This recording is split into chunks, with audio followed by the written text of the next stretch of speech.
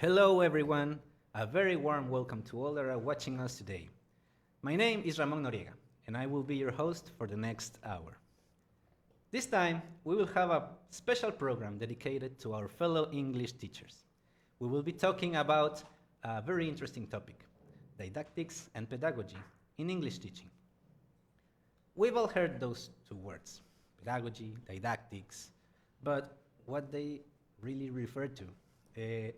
English teaching is considered an educational practice, and because of that, it should be considered as a part of the educational sciences and treated as a matter of study. But it has been mainly confirmed by data about applied linguistics. That's why several methods using different pedagogical models have been developed since English began to be taught as a foreign language. But what is a pedagogical model? Or what are didactics in English teaching? Well, for that, we have invited two experts in the topic that will help us understand better these concepts. Both of these experts have been teaching in our distinguished university. Let me introduce our guests. At my right, we have Dr. Vivian Gabriela Mazariegos Lima. She is a full-time teacher and researcher at the language faculty at UNACH. She holds a post-PhD in human development and a PhD in education. She's a teacher of the BA in English teaching and the master's degree in language didactics programs at UNACH. She's also a member of the academic group Professional Development and Evaluation in Language Teaching. She's the coordinator of the master's degree in language didactics at UNACH and a member of the SEI, Sistema Estatal de Investigadores, and the SNI, Sistema Nacional de Investigadores. Dr. Vivian, how are you today? I hope everything is going well. Welcome. Thank you for the invitation to this conversatory, and I want to congratulate to the IEXPRO community for this celebration, for this anniversary. Thank you very much. And on this side, we have Dr. Karina Guadalupe Díaz Pedroza. She is an English teacher with over 10 years of expertise. She has recently concluded a PhD in education here at IEXPRO University. She is also a professor in the master's degree in the English language teaching here at IEXPRO University and at UNACH. She's the coordinator of the program English for Young Learners in the language faculty at UNACH. She's very passionate about educational processes and how to make the best out of them through the use of more modern teaching methods, reaching humanistic approach, combining knowledge and the recognition of values within the lessons. Dr. Karina, so glad you could join us. How are you today? I'm doing great, and I'm very pleased to be here and to share a little bit of what we do here at the IEXPRO University. So thank you very much. Thank you, doctors, for being here. Well, I will explain. My role here is to moderate this program, but I don't want this conversatory to be like, oh, now you talk, now you talk. It would be nice if we treat this like a conversation between fellow English teachers sharing the knowledge that we have, or mostly you have. So let's dive into the topic. I will ask a question. I don't know if Dr. Karina or Dr. Vivian has something to say about it. The question is, okay, what is a pedagogical model? As a fact, what is it? Do we use one in our schools? Do we use one as teachers of English? Okay, well, in my opinion, in simple words, a pedagogical model is a theory based on designed by experts in the language teaching field. And all these theories are represented in textbooks because textbooks are mainly the tool or the support for teachers in class. And obviously, these teachers have to be trained for developing these theories or these models.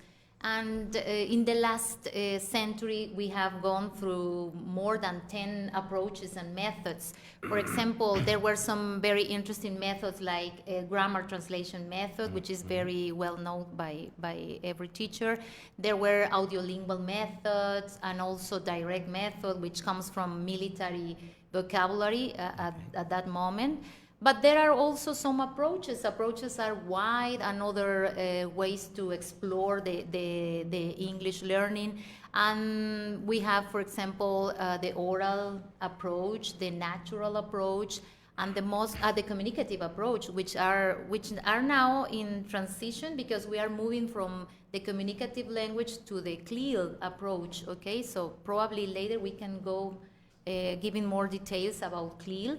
But all these pedagogical models go through the classrooms mainly by the textbooks, okay? Yes. And if teachers are well trained to develop these textbooks, probably is the point that we can help as teachers to our students to understand the real use of the language.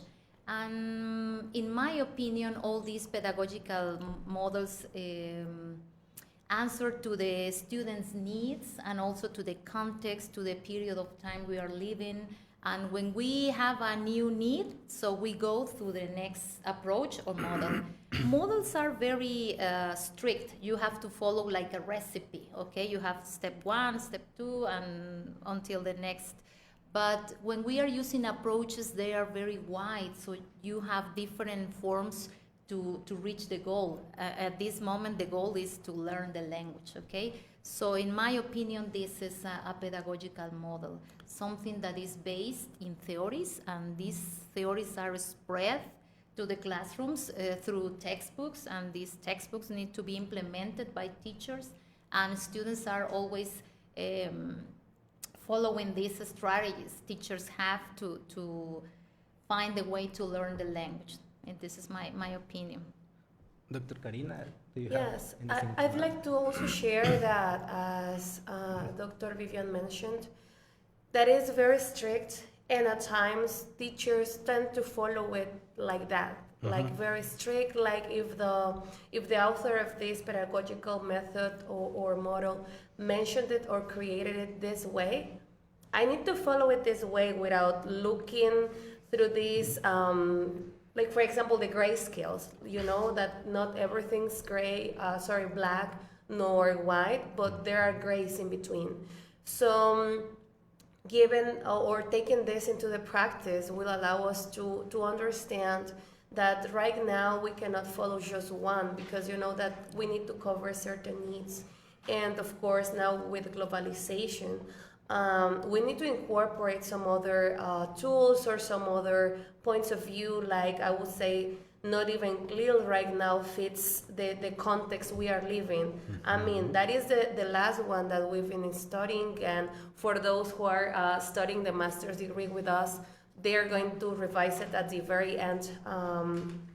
But this is not it, you know, that just like in any field of education, well, this is one, teaching languages, there are changes, and right now with globalization, social media, and so on, this changes rapidly, and we need to fit into that. So yes, they are there to follow certain rules because we need them, or instructions, like also my fellow said, like a recipe, but they are not it. Like we need to change with time. Sure. If I understand correctly, pedagogical model is like a guide, and we can fit whatever we need from that guide in order to fulfill our students' needs, right? Because that's the main reason we are following one, because that's what the student need, right?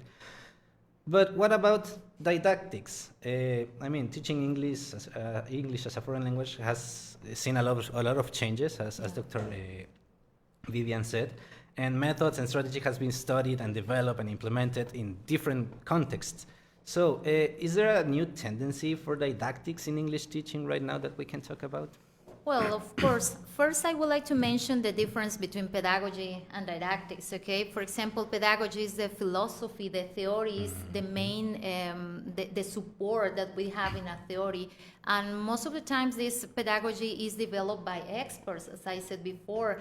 And most of the times, these experts are not in front of a class. So they develop all the theory, the steps, the recipe or the approach, as you can mention. But didactics is under this umbrella. I imagine pedagogy like an umbrella with this all the philosophy, the theory.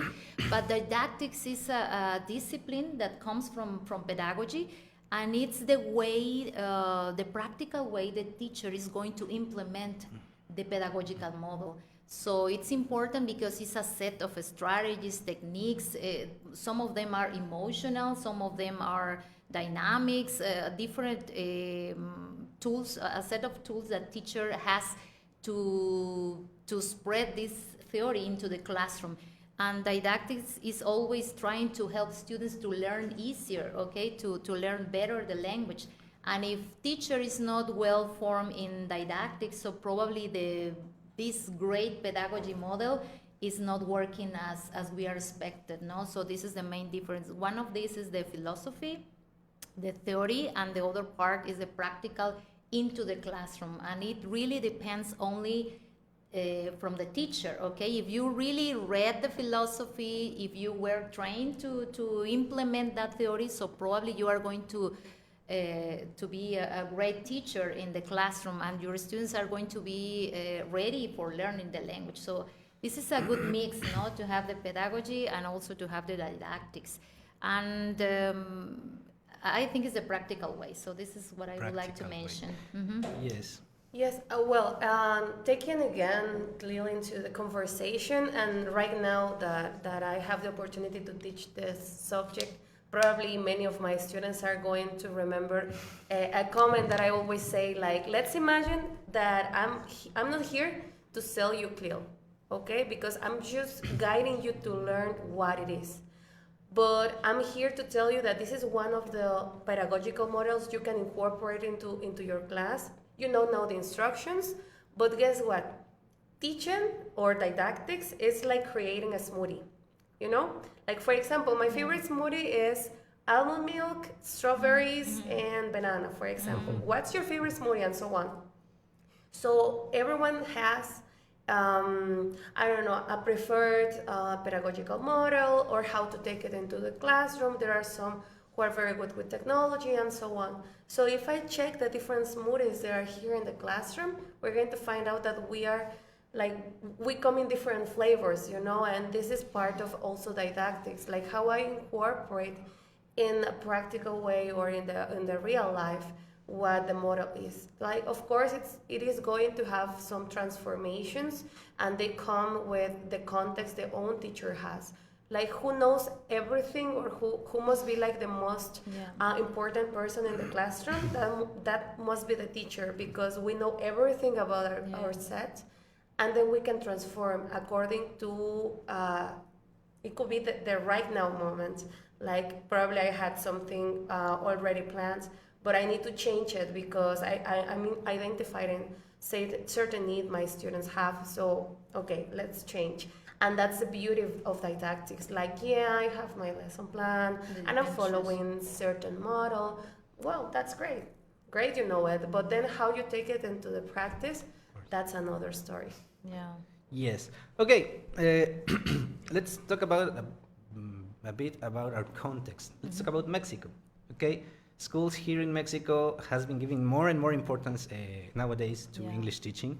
And now we can even find bilingual schools in a lot of places here in Mexico.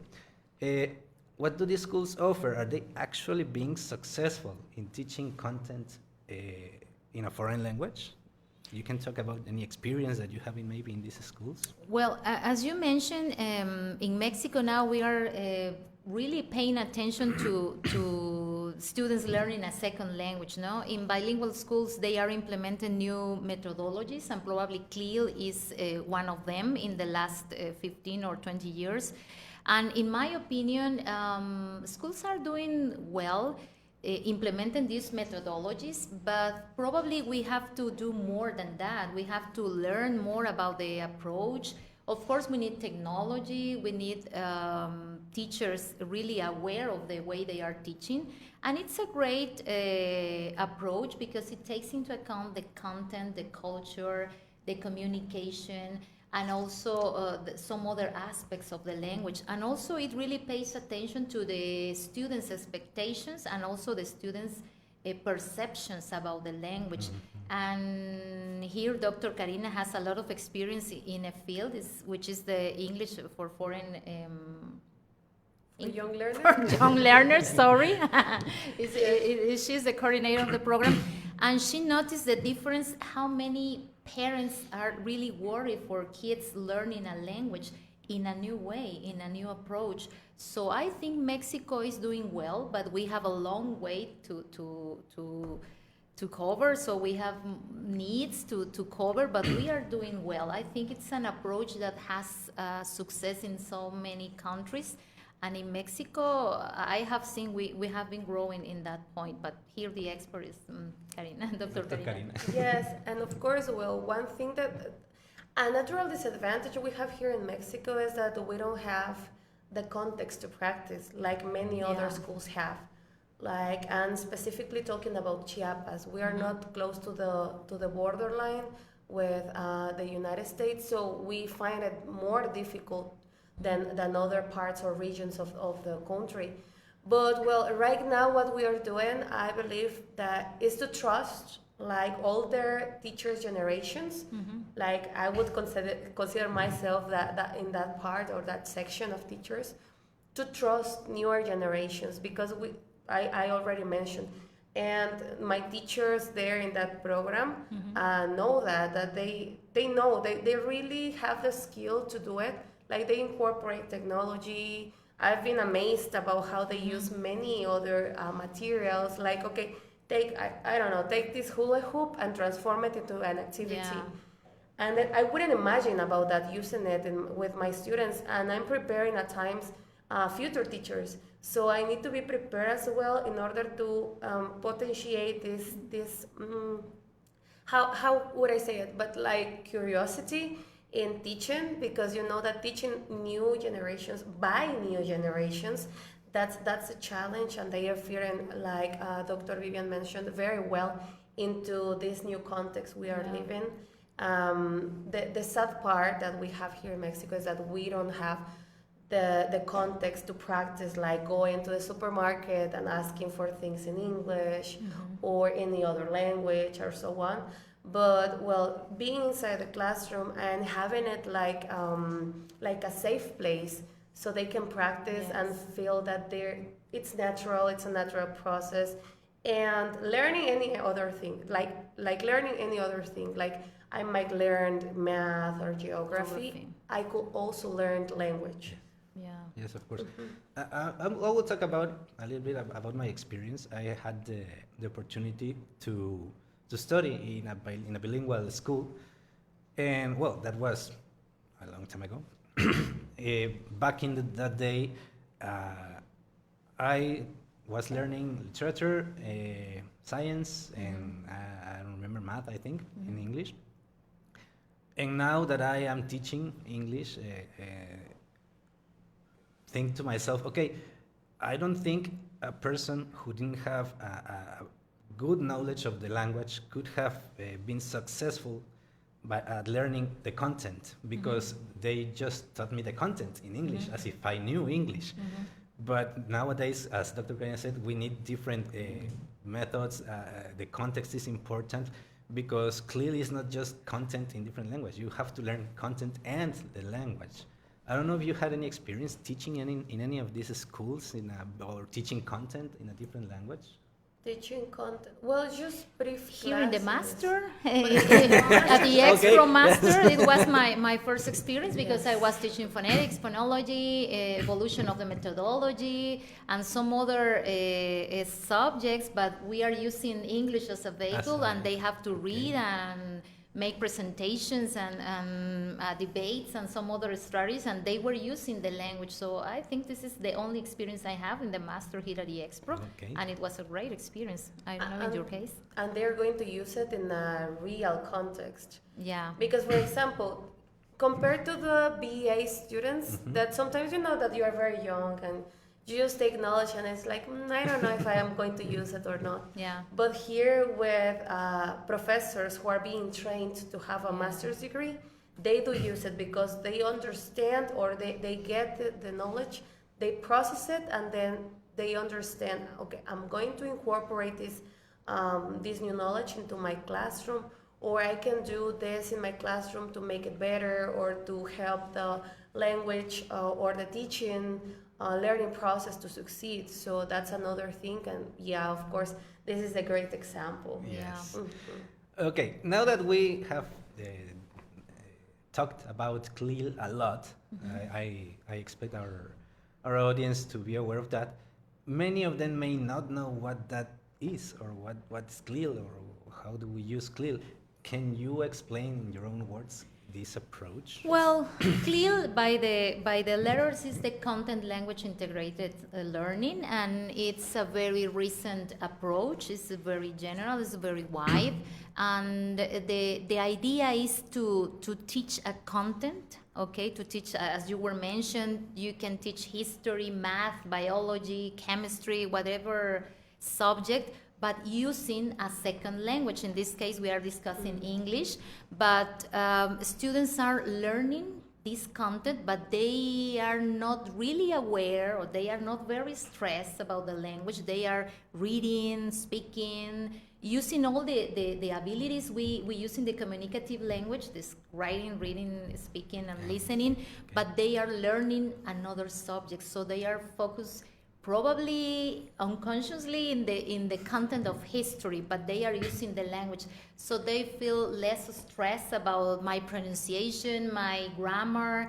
You know, for example, in the grammar translation method, you were very strict about the order, the syntaxes you can follow when you are teaching a language.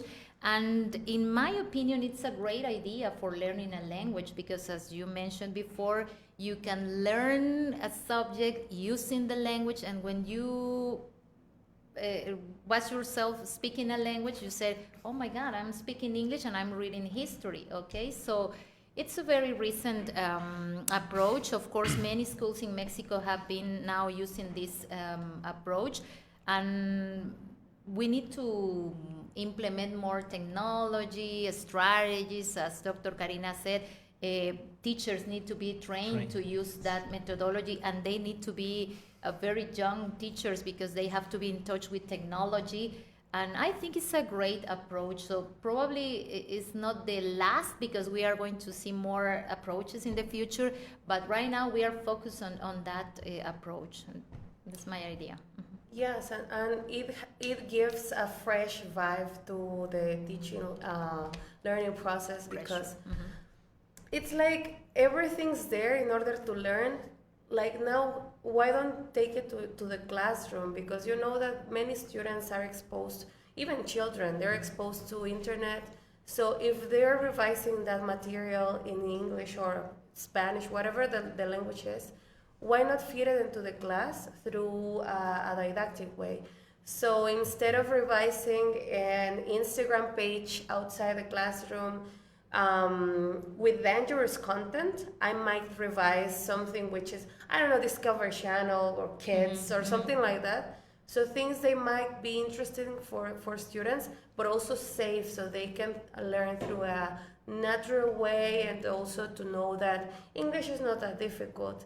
You know, we turn it difficult, and most of the times, or sometimes, we teachers make it difficult. Like, you know that many students in prepa, high school, they are like, hora libre, and they want to escape the English class. But why? Is it the teacher? Is it the student? Well, that's a fresh then method or approach in this case, to incorporate something nice into them, but also to tell them it's a class. Okay, in certain point, like, it's a class. Very good.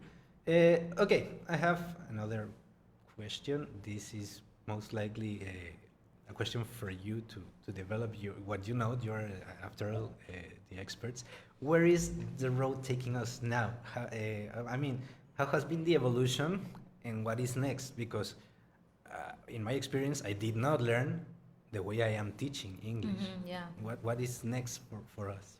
Well, some years ago, we started with the blended learning, for example, with 50-50, you know, 50 time we were in class teaching like a normal, like traditional classes, and the other 50 was through internet, okay? Then we have the e-learning, only internet, And now probably the flipped classroom is now a tendency.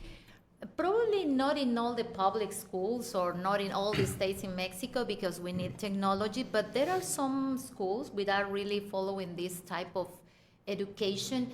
The flipped classroom is the opposite to the traditional classes because in traditional classes the teacher comes to the classroom and introduce the vocabulary and then give some times for students to take notes and then start practicing, and the time is over and they have to take some homework, some notes and have homework at home.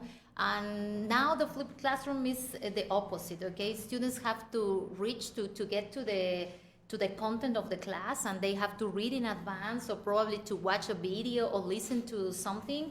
And then when they are in the class is the real practice. They have to take a very active role, to participate in groups, in pairs, to give opinions about the topic. And so the class is really for students, okay? So teachers are only monitoring what they are really doing. And of course we need the access to technology, to internet, and also to prepare your classes, because in the traditional model you say, okay, what I'm going to do today, I'm going to explain this, no? And I'm going to start.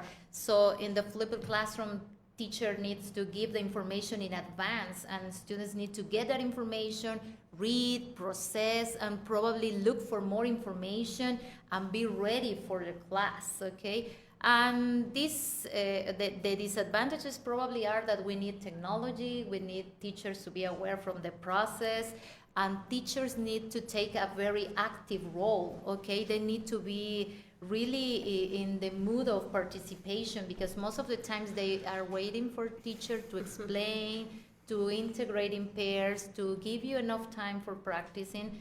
But I think this is an interesting way of learning, the flipped classroom, and probably we are going through that because after this pandemic, so we really have more access to technology, so teachers are now well prepared for that, or better prepared than now for that. So probably it's a tendency that I can mention here. Okay, very good. Dr. Karina, anything?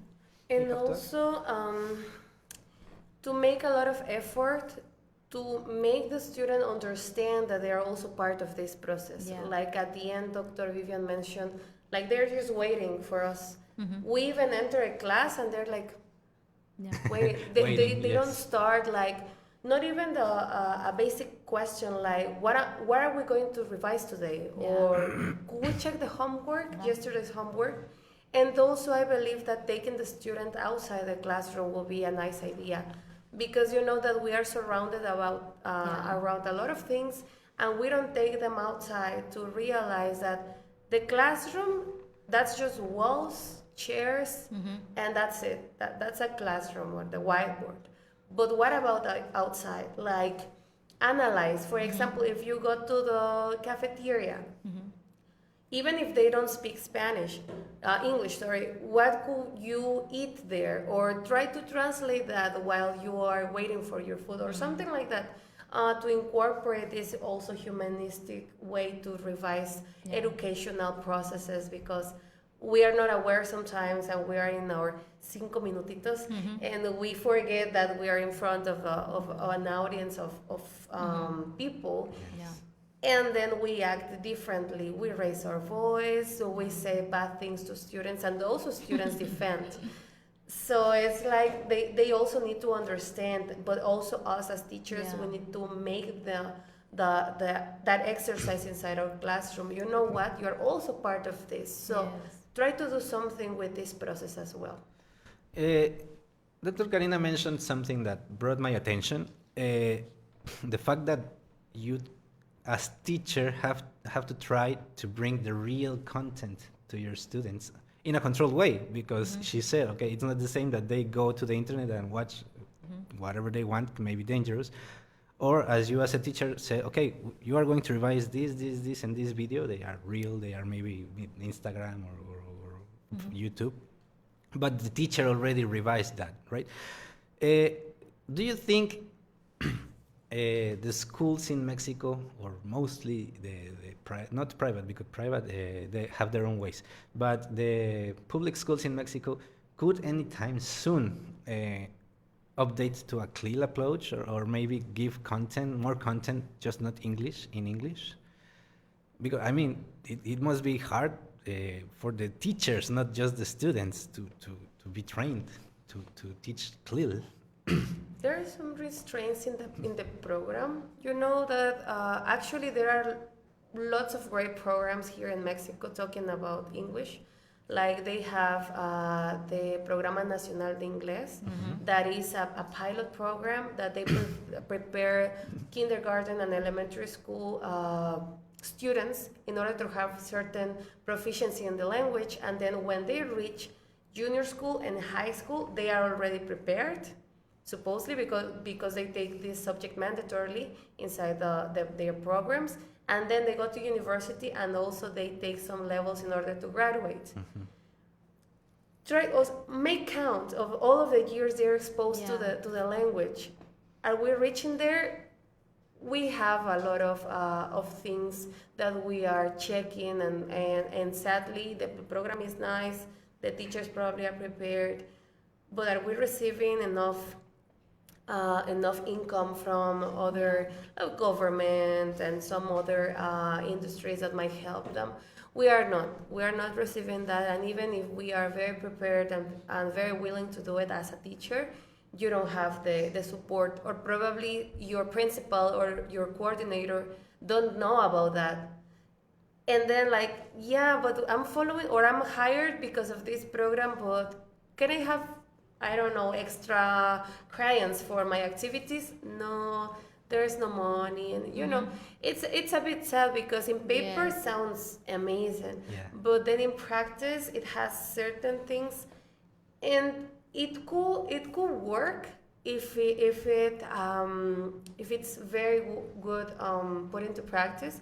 Like imagine having a kid starting kindergarten and all of these levels, reaching university, then all of the subjects in university taught in English, and then you know what, you can apply to a scholarship outside the country, or you can teach other parts of the world in Spanish, and you have this language exchange. So it's just we're just dreaming. It's just an utopia talking here. Yeah, I'm trying to be, I agree with all what Dr. Karina said, but trying to be positive. I think we have many years now training English teachers. In my case, I graduated 20 years ago from one of the main universities here in the state, and today IEXPRO is celebrating 12 years working. So being positive, we have a lot of graduated people teaching in these schools, and I'm sure they are doing great efforts, and we have seen results. So that's why many parents, as I said before, are worried for kids to be in these schools, public and private schools, learning English since they are 8 years old, for example. And I think we are, as German people said, langsam aber sicher, which means lento pero seguro. So we are working on that. So probably we are going to see better results soon. I'm not sure very soon, because as Dr. Karina said, because incomes, because technology, because there are some other restrictions. But we are doing good effort, I think, with a lot of graduated teachers, English teachers from different schools here in the States. Even we are a poor state in the border from Latin America, but we are doing, I think, a good job. The results are coming, so probably we are every year or in a few years watching good results. So I hope the government and some other needs we have as public schools, we can cover all these needs and we can have better results. But teachers are doing great. There's another question. This one's mine. As Dr. Karina said, maybe we as a southern state have not the same exposure to language that some other states. But I think that the cultural aspect is of a lot of importance while learning a new language. But I also see that here in Mexico, generalizing Mexico, a lot of schools and a lot of families are very hermetic to new cultures. How can we as English teachers try to bypass that hermetism? Well, we have to make our students get in love from the language. No, since the first class, we ask them, "Can you imagine what can you do if you speak another language? You can enjoy more series, TikToks, singing songs, travel." So we have to make them imagine all the tools they can have when they are learning a language, and now this media make them feel the need to learn a language because they want to see cartoons, they want to read some books. So probably we need to get to the point to motivate our students to learn a language, not only because they need to pass the subject or because they need the points or credits to approve something, but we need to work more on motivation. And parents, I think they are open in this hermetic situation that you mentioned, because some years ago they said, I don't need to speak another language. I'm far from USA. I don't have in my plans going to Europe or going to Canada or something like that. But now they know that these are a basic competence. Not only reading, writing, now speaking a language is a basic competence. So probably we are growing also in this point too. That's encouraging because, yes, I've seen a lot of things. But you're right, nowadays the exposure is out is there. huge. You just have to make the students look for it in a controlled way, in a good way. Well, for our audience, if you have any questions or any doubts that you might want to be clarified, be sure to post them in the Facebook chat so our experts can give the best answer to them.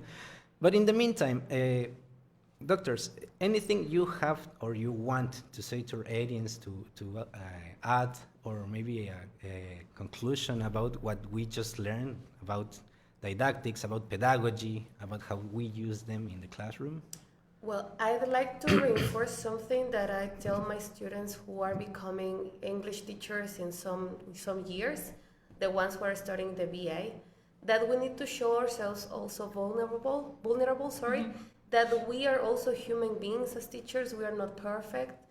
And why don't you share, for example, the process in which you learned English? Like, it's not just, I'm here just teaching because I'm perfect or because I have a doctorate. No, I'm here because I had my process, I learned certain way, and now I can share it to you. And you can also do it. Like, this is an exchange process. It's not just that I'm here because I'm a great teacher and I have a blah, blah, blah, many diplomas in here and there. But what about your process? Like, I mean, yes, we are apart 10 years, for 15 years. My students right now, we are divided by a generation because they are 10 years younger than me. So with that, like, I learned this way because I had these facilities, but right now, how could you learn?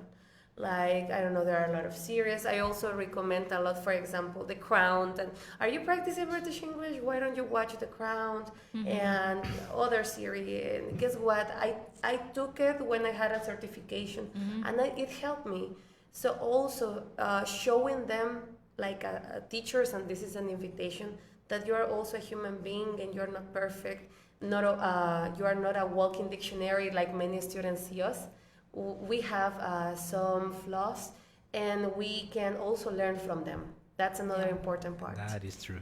In my opinion, I would like to conclude by mention that, for example, as Dr. Karina said, English is a process. No, for students, I would like to say that they have to be patient with the process. It's an aptitude. It's an emotional aptitude, so they have to be open, they have to be ready for listen, reading, writing, for doing different things according to the way of the learning style they have. Not all the students learn in the same way. In the case of teachers, we have to be aware about the methodologies. We can use different methodologies. Probably today I want to teach grammar, so probably I want to refer to the grammar translation method in some situations. So probably now I'm learning vocabulary, I need to go to direct method and write the name of everything, a bottle, a table, a cover, table, and microphone.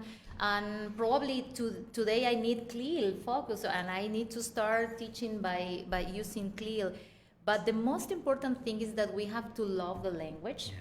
We have to read. If somebody gives me this textbook, I have to read where this textbook come from.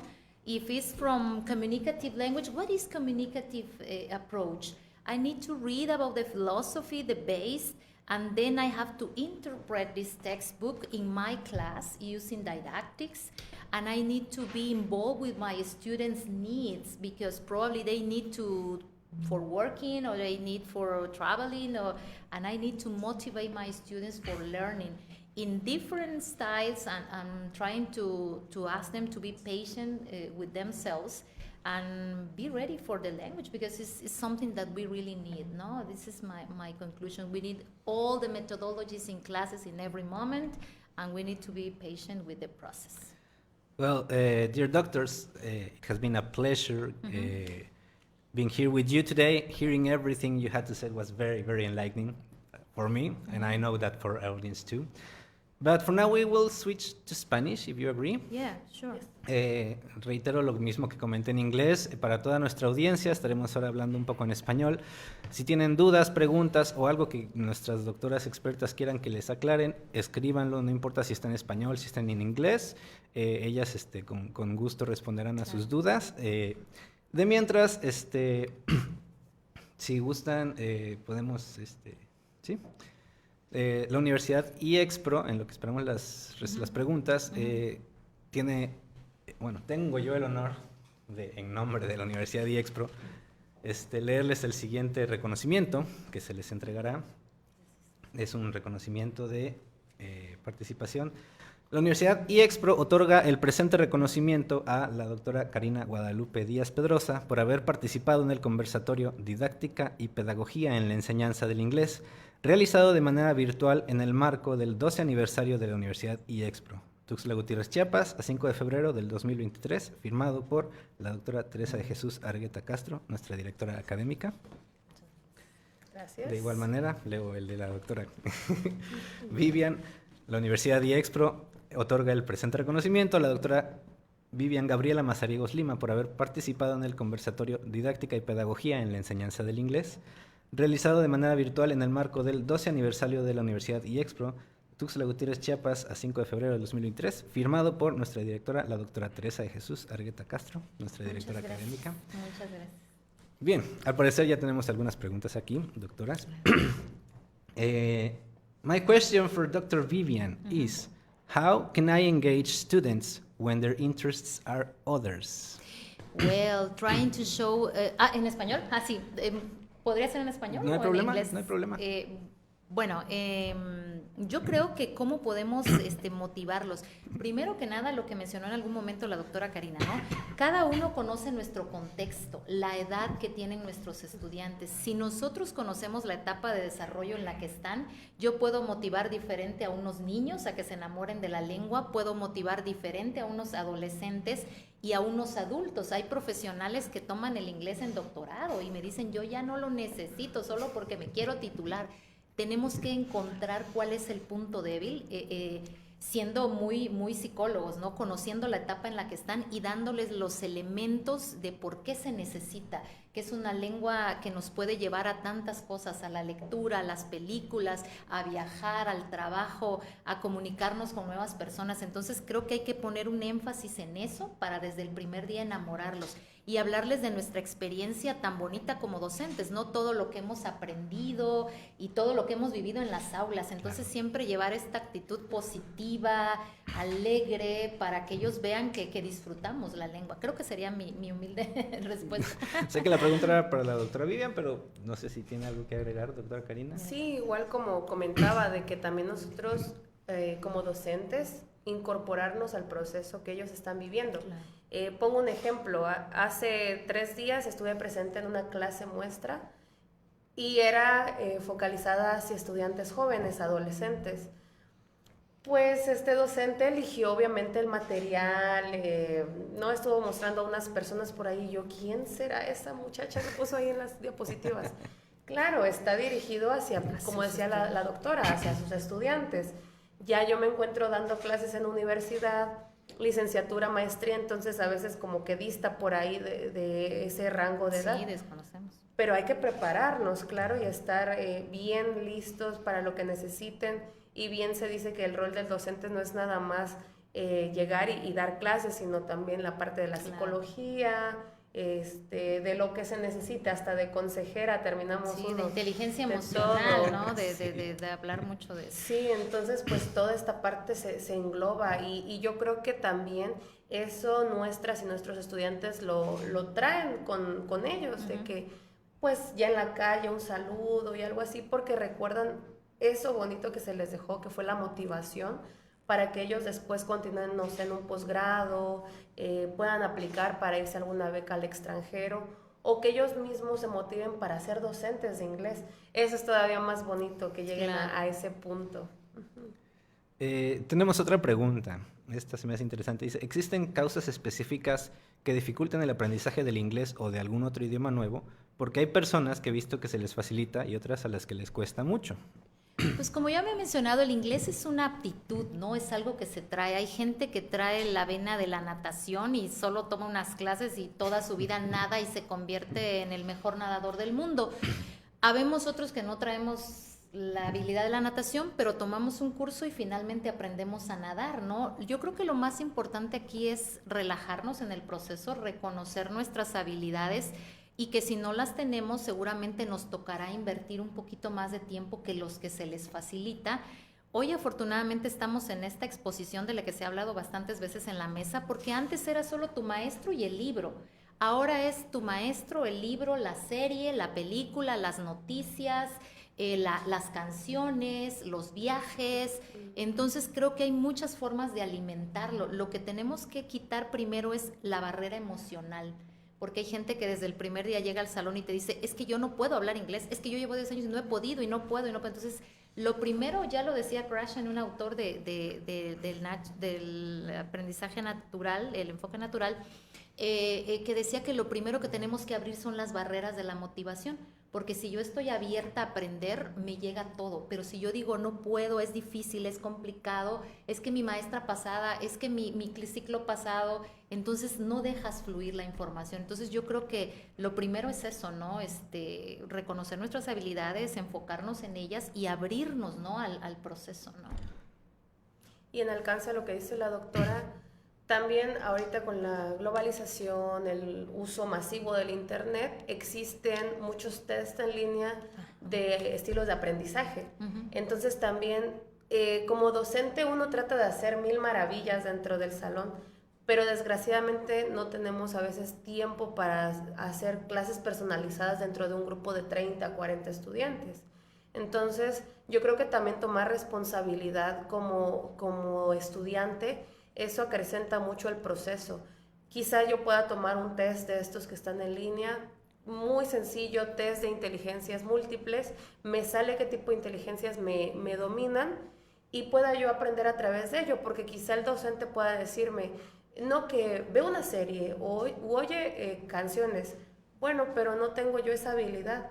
A lo mejor yo estoy haciendo planas y yo voy a aprender haciendo planas. Claro. Entonces, tampoco el docente puede refutarme eso, pero yo también como estudiante tengo la obligación de conocer cómo aprendo, porque esto no es suficiente. Las clases que regularmente llevamos en México como contexto, muchas veces es de lunes a viernes 1 hora diaria. ¿qué tanto podemos aprender en 5 horas a la semana? Entonces, también como estudiante tomar esa responsabilidad a casa y estar practicando de la forma que mejor me convenga, dependiendo del estilo de aprendizaje que tenga. Sí, claro. Creo que hasta hace unos años todavía empezó con lo de aprender a aprender, ¿no? Claro, aprender, hay que conocernos a nosotros mismos, nuestros estilos, nuestras capacidades y comprometernos a ser un tanto autodidactas, Claro. a ser independientes, allá no este papel que mencionábamos hace rato de llego, me siento y a ver qué tema me pone el maestro hoy y a ver qué me explica y si le entendí, bueno, y si no le entendí, pues no le entendí, ¿no? Entonces creo que sí requiere el aprendizaje de las lenguas una actitud activa, ¿no? Autodidacta en ciertos momentos, ¿no? Con tantas. Hay muchas aplicaciones en el teléfono que no quiero decir nombres, pero hay unas que te van midiendo tu vocabulario y vas haciendo cosas, entonces hay muchas formas de aprender, solo es enfocarnos en cómo queremos y qué tan rápido queremos. Claro que sí. Tenemos otra pregunta. Dice, ¿se abordan estos temas dentro de la licenciatura en idiomas o la maestría en la enseñanza del inglés? Creo que ya lo habían contestado, pero podemos decirlo en español, no sé si... Sí, no, bueno, yo principalmente trabajé unos años en la maestría y me encanta el programa de maestría de IEXPRO, creo que es muy completo. Empieza la maestría con la historia de la lengua inglesa, que eso es muy interesante, porque luego estamos hablando una lengua que no sabemos ni de dónde viene, ni cómo se formó, ni cuál es su parte histórica, eso es muy importante. Hay otras materias que me tocó impartir como fonética, fonología, donde apreciamos mucho la forma y la diferencia de estos dos campos lingüísticos. Cerramos con una materia de CLIL que nos habla sobre los últimos enfoques de enseñanza que tenemos en esta lengua, y hay muchas otras que nos marcan, doctora Karina, que otras materias nos acompañan en la maestría, pero creo que es una excelente forma de no solo aprender la lengua. La experiencia que yo recuerdo de mis estudiantes es que me decían, el programa me gusta, las materias me dejan mucho, pero lo que más seguridad me ha dado es que todo el tiempo estamos hablando en inglés, Claro. escribiendo en inglés, exponiendo en inglés, entonces es un enfoque CLIL también porque aprendemos la asignatura que se llamaba evaluación, pero estamos usando el inglés, entonces era un ganar-ganar, ¿no? Esto era un 100% porque manejas este contenido, mejoras tu enseñanza de la lengua y pones en práctica muchas cosas en el aula. Entonces creo que es una gran oportunidad de estar en un programa como este. Claro. Sí, al igual a la licenciatura, muy brevemente, pues me gustaría decir que sería un excelente previo para aquellas personas que se quieren dedicar a la enseñanza del inglés y después piensen, bueno, ¿qué hago ahora? Me voy a preparar con una licenciatura, después una maestría en enseñanza, porque revisamos toda la parte lingüística que cubre brevemente pues la docencia, hay algunas asignaturas de traducción, también fortalecernos en nuestra propia lengua que es el español, que una vez que nos la topamos es bastante complicada, nos damos cuenta que tenemos mucha fortuna de conocerla porque es de verdad bastante complicada. Entonces también que sepan que tienen aquí en IEXPRO 2 excelentes programas, tanto el de la licenciatura en idiomas, que nos enriquece de manera muy general hacia la lingüística en sus diferentes ramas. Obviamente pues también reforzamos la parte del inglés y nos lleva a cierta pues habilidad, a generar ciertas estrategias, y también después para la maestría en la enseñanza del inglés pues enriquecemos totalmente, así como lo decía la doctora, a través de enfoque CLIL, para que todo lo que nosotros estemos aprendiendo, todo lo que practicamos de lengua, también lo llevemos a la práctica, como son nuestras clases, ¿no? Y a eso si se le agrega, bueno, hay excelentes maestros, creo que IEXPRO eso se ha preocupado mucho porque los maestros estén verdaderamente preparados y contextualizados, ¿no? Algo que nos mantiene vivo es todo el tiempo las evaluaciones de los estudiantes, entonces ellos son los que dan el mejor punto de vista si conocemos sobre la materia o no, entonces yo creo que sería una gran oportunidad para los que puedan cursar la licenciatura y terminar con el programa de maestría para verdaderamente fortalecer el Estado y el país, porque nos acompañan estudiantes de todas las partes del país, no son solo chiapanecos, entonces creo que ha sido un gran éxito estos dos programas, ¿no? Entonces muchas felicidades también. Muchas gracias, doctoras. Una pregunta más. Hay más preguntas. Un momentito, nos las traen.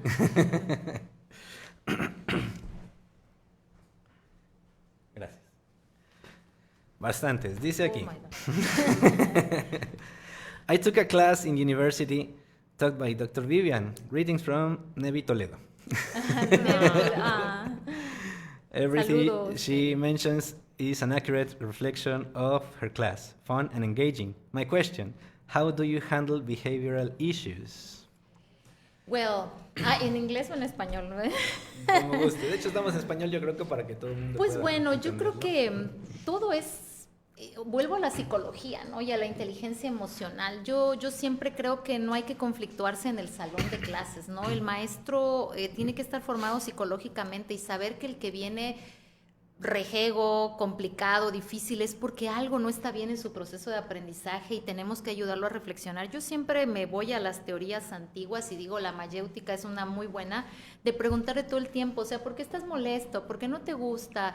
Porque hay alumnos que realmente en el salón dicen, es que no me gusta, es que no estoy de acuerdo, es que la antología ya está, no está actualizada, porque habla de 1960, sí, pero son autores a los que tenemos que remontarnos. Entonces, yo creo que el diálogo y la actitud que tú muestres, que siempre seas positivo, que siempre seas dinámico, que tus estudiantes vean que preparas tu clase, que conoces la lectura que ellos están haciendo, yo creo que eso neutraliza muchas cuestiones, ¿no? El alumno se pone difícil en el salón porque ve que llegas tarde, que no preparas, que no propones algo real, como decía la doctora Karina, algo del contexto en el que estamos. ¿Para qué los pones a hacer cosas a las que nunca se van a enfrentar? Entonces yo creo que tu actitud y la actitud que le pongas a la actitud de ellos es lo que podría controlar todas estas cuestiones que a veces se presentan en el salón, ¿no? Predicar siempre con el ejemplo, con la puntualidad, con la cordialidad, con la preparación, con la retroalimentación cuando corresponde, ¿no? En cada actividad que hacen y no al final lo reprobaste después de que tan felices que fuimos todas las semanas, ¿no? Y al final todo el mundo reprobado, ¿no? Entonces creo que eso podría ser una gran ayuda, pero no sé, es una idea.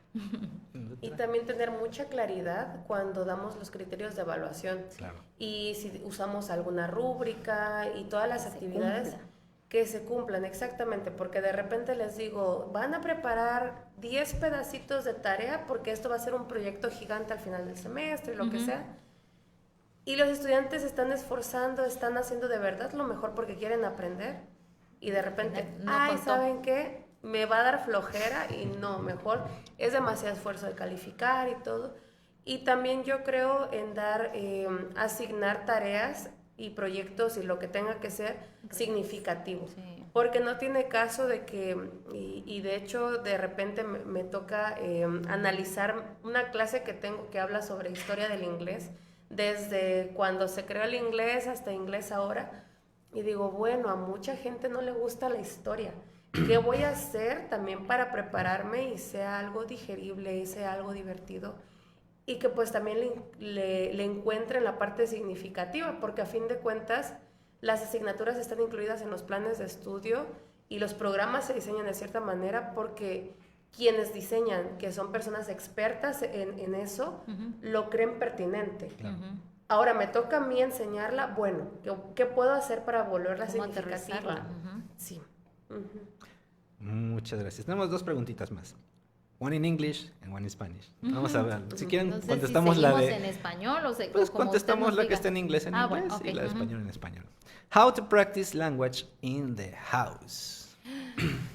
Well, it's something difficult, so probably you can ask your parents for help to interact with your students. So how to practice the English in the house so you can implement new activities, watch the news in English, or explain your parents what you have learned in the classroom, or I don't know. In some situations, we as teachers ask our students, this interview is for your parents. So, yes. So when did you get married? So how long were you a couple or something like that? No? So probably it's something that you have to establish with your family, and will be great if you can practice English at home. Yes, that's right. Also, a nice strategy to implement at home with vocabulary. I'd like to mention one example. Many years ago, I started German lessons, and well, German is, I developed this love-hate relationship German is with hard, German. Yes. So my teacher mentioned that we could paste some cards around the house with the names of things. The direct method, the right? direct method like that. So every time I observe the object or the device, whatever, I'm going to be observing also the word. so that, and you have a lot of things at home that you have outside. So you can increase your vocabulary and also to incorporate something that you see every day. Like that's home items, you see them every day. Yes. Great technique. This is good. Yes, and you form a connection like Yes, you're visual. connecting and learning because it's difficult to spell in German, okay? So the words are really long. Next question in Spanish. ¿Cómo se puede personalizar las lecciones de inglés para satisfacer las necesidades individuales de los estudiantes? Es un poco complicado. Yo creo que a los estudiantes los vas conociendo clase a clase, ¿no? Normalmente tú preparas tu clase y, por ejemplo, en IEXPRO pasa, subes tus contenidos sin saber cuántos estudiantes son, qué tipos de... Pero desde la primera clase, eso es lo importante del diálogo, ¿no? Los conoces a todos y sabes quién participa más, quién participa menos. Incluso yo soy muy estratégica cuando los ponía en equipos, ¿no? ¿Quién con quién? Porque sabía que el que hablaba mucho con el que hablaba poco, el que dibuja con el que canta, el que pinta con el que compone. Entonces creo que hay que utilizar, ahí es donde la didáctica viene, ¿no? Tienes que tener este arte y esta psicología de identificar los tipos de aprendizaje de cada uno y en cada tarea te vas dando cuenta. Me encantaba hacer mis criterios de evaluación, bueno, cuando nosotros los diseñábamos 100%, porque ponía diferentes cosas. Había un criterio que era escritura para conocer cómo escribían todos y ahí identificaba 2, 3 que escribían precioso. Había algo que era exposición y ahí veía que medio grupo temblaba, pero a algunos les gustaba. Luego hacía otro en equipos y decía qué bien se integran o cómo les cuesta participar. Entonces creo que hay que trabajar en todo, ¿no? En tener criterios de evaluación que traten de cubrir todas las habilidades que ellos pueden tener, exponer, organizarse, escribir, y también hay que conocerlos para potencializar, como en algún momento dijo la doctora Karina, las habilidades que ellos tienen y que vean que cada uno aprende a diferente ritmo, pero todos son importantes. Sería muy difícil hacer una clase para cada uno, pero hay clases en las que unos se van a lucir más que otros y eso es importante, ¿no? Y bien, como decía la doctora, pues tratar de incorporar algunas cuestiones que puedan ser muy propias de ciertos estudiantes y que también se nos permita acercarnos como docentes, porque a veces, pues esto se genera, ¿no? Normal en la relación entre estudiante-docente que tiene que haber normal, como de personas, como si estuviéramos afuera, de amistad con algún familiar. Este es otro tipo de relación y que también con toda confianza me pueda acercar a este estudiante que le está costando y ¿sabes qué? Ya vi que tu habilidad auditiva está, pues te falta preparar un poco más quizá o entrenarla. Mira, ¿por qué no practicas con esta banda? ¿No? O oye este podcast, te va a servir muchísimo. Pero también, como bien mencionaba antes, que se permite al estudiante ser parte del proceso. Porque si uno como docente le trae, a pesar de que sean 50 alumnos, una cosita particular a cada uno, pero si como estudiante no lo quiero tomar, ahí es donde se rompe ese esfuerzo que quizá como docente se está haciendo. Y que también, y es algo de la vieja escuela que me gustaría mencionar, que se vuelva a enaltecer el rol del docente, porque habemos muchas personas quienes nos dedicamos a la docencia, que nos apasiona muchísimo. Claro. Y que no nos sientan como un agente externo o que les estamos diciendo cierta cosa por afectarles, sino todo lo contrario. Si les marcamos algún error, algo que tienen que corregir, es porque de verdad nos interesa.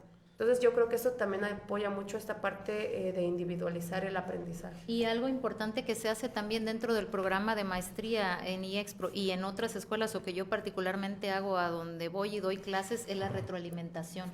Porque la retroalimentación te permite hablarle individualizadamente, aunque sea en la plataforma, y le pones a él muy bien en esto, aquí necesitas más. Entonces es también, la retroalimentación es una parte muy importante, pero que la tomen, como decía la doctora, de manera positiva. O sea, me está diciendo que no tengo buena habilidad auditiva, bueno, es un punto a mi favor, ¿no? Como estudiante, saber en qué tengo que reforzar, ¿no? Creo que podría ayudar también. Claro, la retroalimentación es ver en qué estás fallando para mejorar, ¿no? Claro. No para hacer hacia abajo, ¿no? Claro. Es cierto. Tenemos aquí... Ay, qué interesante. Saludos a la audiencia. Hay muchas preguntas. Sí, muchas gracias. Gracias por todas sus preguntas, a todos los que nos están viendo el día de hoy. Esta en sí no es una pregunta, esta es una sugerencia de una de las preguntas que ya respondieron. Dice, how to practice English at home. Play the movies in English, set the subtitles in English, talk to an imaginary person, all your thoughts in English. I mean, expose yourself to English. Yes. Thank you. Yeah, it's Sing in the shower. Okay, Okay, canten en la In regadera, English, pues sí, yes. in English. Another question in English. What role do the teachers play in the teaching of English language, and how can you teach?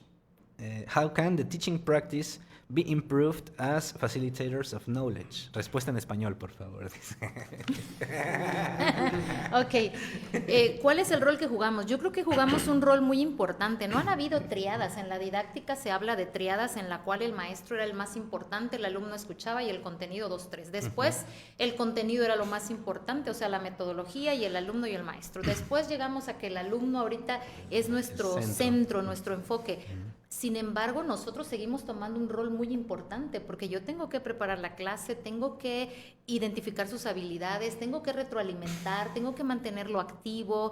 Mi rol sí es facilitador porque le recomiendo muchos materiales, le recomiendo preparo muchas clases. Entonces, creo que ahorita todo es importante. Creo que el triángulo se volvió una línea y todos tenemos el mismo. Es tan importante la metodología que yo estoy implementando, que yo conozca bien esa filosofía de esa metodología.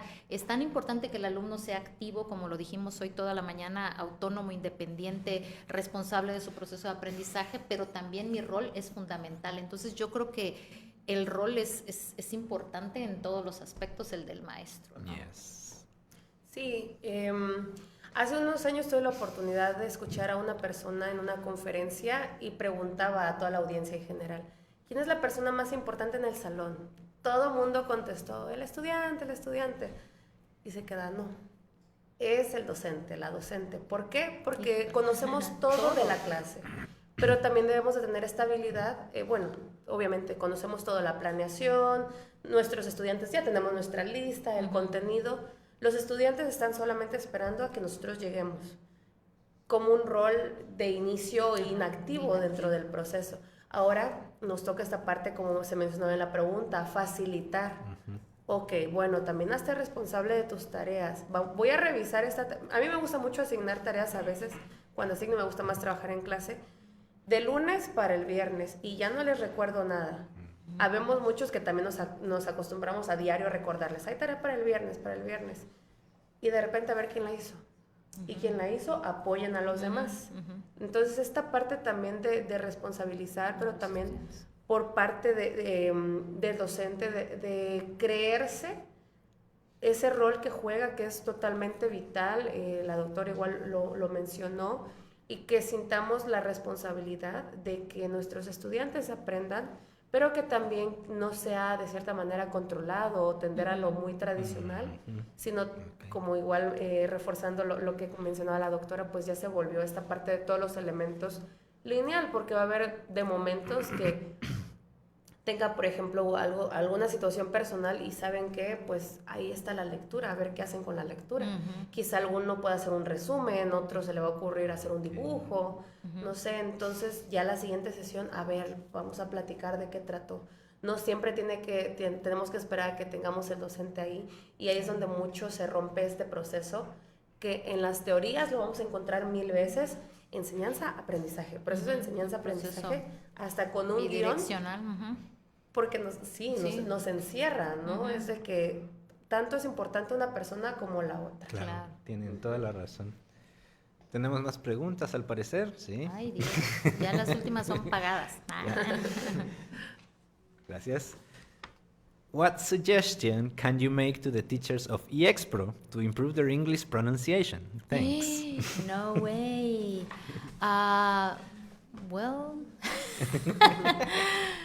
Well, teaching pronunciation.